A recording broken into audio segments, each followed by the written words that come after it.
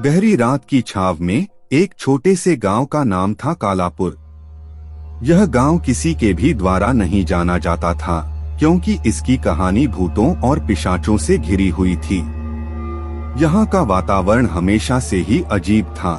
लोग कहते थे कि रात के समय इस गांव में अजीब अजीब आवाजें सुनाई देती हैं और दिन भर यहाँ की चप्पलें आजमाने वाले लोग रात को ही गांव छोड़ देते हैं। एक दिन एक बहादुर युवक नामक राज ने यह सुना कि कालापुर गांव में कुछ अजीब हो रहा है। उसका दिल उत्साह से भरा हुआ था और उसने तय कर लिया कि वह इस रहस्यमय गांव की खोज करेगा। राज का साथी एक और युवक था जिसका नाम था सुनील। ये दोनों मिलकर गांव की ओर बढ़े। जब वे गांव की सीमा पहुंचे तो देखा कि गांव की राह में एक पुरानी मंदिर है। यह भूतपूर्व में इस गांव का केंद्र था, लेकिन अब यह एक बूंदेलाग और भूतिया हो गया था।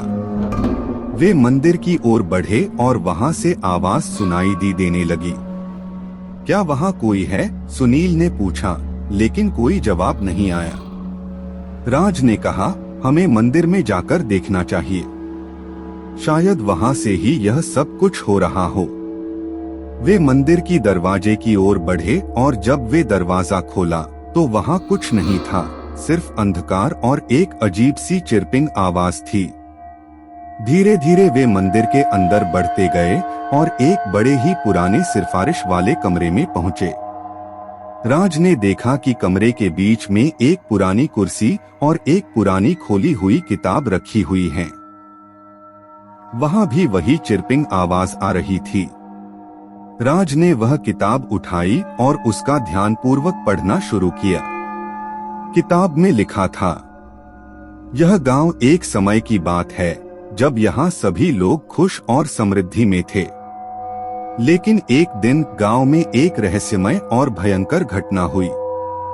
गांव के प्रमुख की एक अजीब शक्ति ने उसे प्रेरित किया और उसने गांव के लोगों को पागल बना दिया। उन्होंने एक भूतिया मंत्र बनाया और उसे गांव के हर कोने में फैला दिया। इस मंत्र की शक्ति से लोगों की आत्माएं बंदर की तरह घूमती रहती थीं और उनकी आवाजें सुनाई देती रहती थीं। लोग एक दूसरे के साथ मिलकर रात में मंत्र का जाप करते थे, लेकिन किसी को यह नहीं पता था कि वह जो मंत्र जाप कर रहे हैं वह बना हुआ था रहस्यमय और भयंकर मंत्र था। राज और सुनील ने किताब पढ़ना बंद किया और दोनों अब समझ गए कि इस गांव में कुछ खास हो रहा है।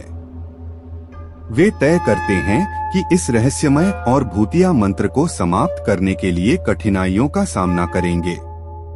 वे रात के समय मंदिर में वापस चले गए और उस मंत्र की खोज में निकले। धूप और चिरपिंग की आवाज से उन्होंने एक छोटे से कमरे की ओर ध्यान दिया। वहां एक पुरानी किताब थी जिसमें मंत्र लिखा हुआ था। राज ने वह मंत्र उठाया और पढ़ना शुरू किया, लेकिन उसके आसपास कुछ अजीब होने लगा। वह मंत्र भूतों की आत्माओं को आजीवन सजीव रखने के लिए था। राज ने यह समझा कि इसी कारण गांव के लोग पागल हो रहे थे और उनकी आत्माएं बंदर की तरह घूम रही थीं। राज और सुनील ने मिलकर विचार किया कि कैसे इस मंत्र को तोड़ा जा सकता है।